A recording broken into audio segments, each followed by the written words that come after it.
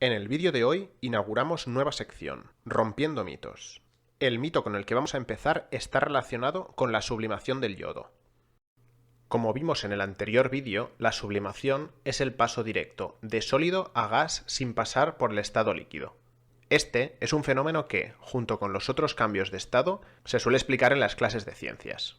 Para ilustrar este efecto, muchas veces se utiliza el ejemplo del yodo.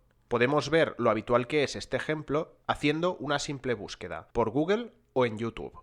La razón por la que este ejemplo es tan habitual es porque el yodo es uno de los pocos gases que tienen coloración. Normalmente, a nivel práctico, suele ser muy complicado poder observar los gases, y estos se detectan principalmente midiendo su presión. Pero el hecho de poder ver un gas lo hace un candidato idóneo para explicar la sublimación. Pero antes de entrar en materia, vamos a ver qué dicen los expertos sobre la sublimación. La IUPAC, la Unión Internacional de Química Pura y Aplicada, en su documento sobre definiciones y términos relacionados con los cambios de fase, nos dice que la sublimación es la transición directa de sólido a gas sin pasar por el estado líquido, y pone como ejemplo la transición del CO2 sólido, el hielo seco, a CO2 vapor. El problema de esta definición es que es muy poco restrictiva, puesto que hay condiciones distintas en las que un sólido puede pasar a estado gas. Para entender esto, nos centraremos primero en los cambios de estado del agua. Si calentamos hielo a presión constante, veremos que primeramente lo que pasa es que aumenta su temperatura hasta llegar a los 0 grados. Una vez llega a los 0 grados, este se derrite. Cuando todo el agua está en forma líquida, se continuará calentando hasta llegar al punto de ebullición. A la presión atmosférica, este punto de ebullición se encuentra en 100 grados centígrados. Pero retrocedamos un poco. ¿Solo tenemos agua en estado gas a partir de los 100 grados? Sabemos que esto no es así. A pesar de que no hayamos llegado a los 100 grados, el agua se evapora. Estamos hablando de dos procesos distintos, el proceso de evaporación y el proceso de ebullición.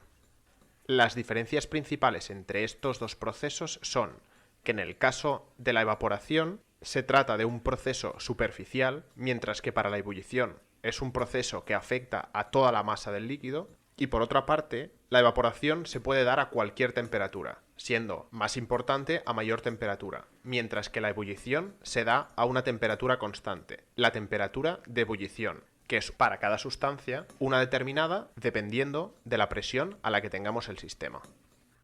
Para poder entender y cuantificar estos dos procesos es muy interesante hablar de la presión de vapor. La presión de vapor es aquella presión de gas que en un sistema cerrado está en equilibrio con la fase condensada, ya sea líquido o sólido, y que por lo tanto nos describe la tasa de evaporación. Esta presión de vapor es altamente dependiente de la temperatura, de modo que a mayor temperatura mayor es la presión de vapor. Cuando esta presión de vapor alcanza la presión atmosférica, llegamos al punto de ebullición.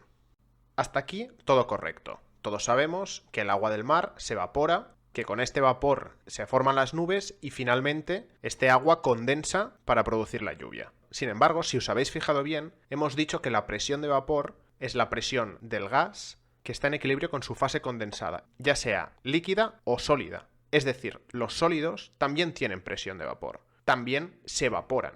Y si nos fijamos aquí, cuando un sólido se evapora, es decir, pasa a gas, de hecho lo que está haciendo es sublimar. Si volvemos al caso del agua, vemos que la presión de vapor entre menos 80 y 0 grados es muy pequeña pero significativa. Es decir, el hielo también sublima, aunque a una velocidad muy baja.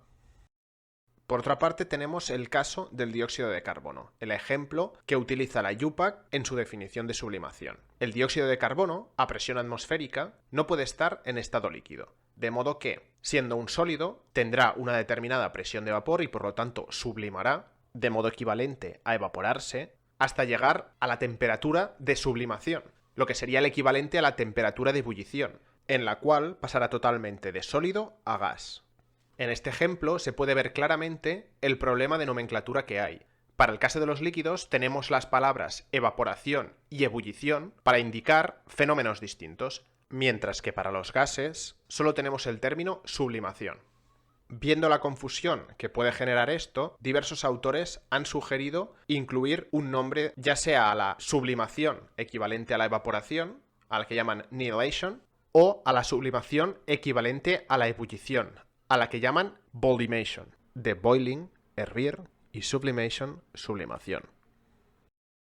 Dicho todo esto, volvamos al tema que nos atañe, la sublimación del yodo. El yodo es un sólido que, a pesar de no ser un metal, tiene aspecto metálico, es muy reactivo y en forma de gas tiene una coloración violeta intenso.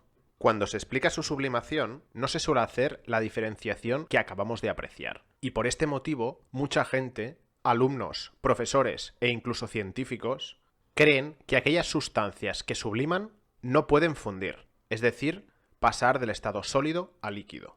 Esto es cierto para una determinada presión solo cuando nos referimos a la sublimación como equivalente de ebullición. Pero aquellas sustancias sólidas que subliman como equivalente de evaporación, es decir, todas, sí que es posible que fundan, como el caso que hemos visto del hielo. Ahora, la pregunta es, ¿qué tipo de sublimación es la del yodo? ¿Sublimación tipo evaporación o sublimación tipo ebullición? Tan solo viendo su diagrama de fases, deberíamos ver que el tipo de sublimación que experimentará el yodo no puede ser la misma que la del CO2, es decir, la sublimación como equivalente de ebullición, puesto que a presión atmosférica hay un rango de temperaturas en las que el yodo es líquido, sino que será la misma que experimenta el hielo, es decir, la sublimación equivalente a la evaporación.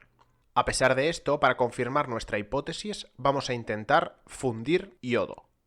Si calentamos el yodo lentamente, este se evapora, es decir, sublima, hasta que todo el yodo sólido pasa a gas. Sin embargo, si calentamos una cantidad importante de yodo a alta temperatura, podemos conseguir que este funda.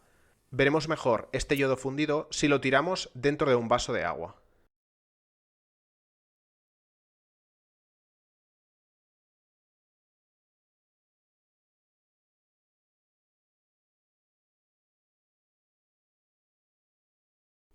Como hemos visto, el yodo funde. Y por lo tanto, la respuesta a la pregunta si el yodo sublima es que, según la definición de la IUPAC, sí sublima, pero no lo hace como el CO2, sino que lo hace como el hielo y como todos los otros sólidos, que subliman por el equilibrio que hay entre la fase sólida y la fase vapor, debido a su presión de vapor.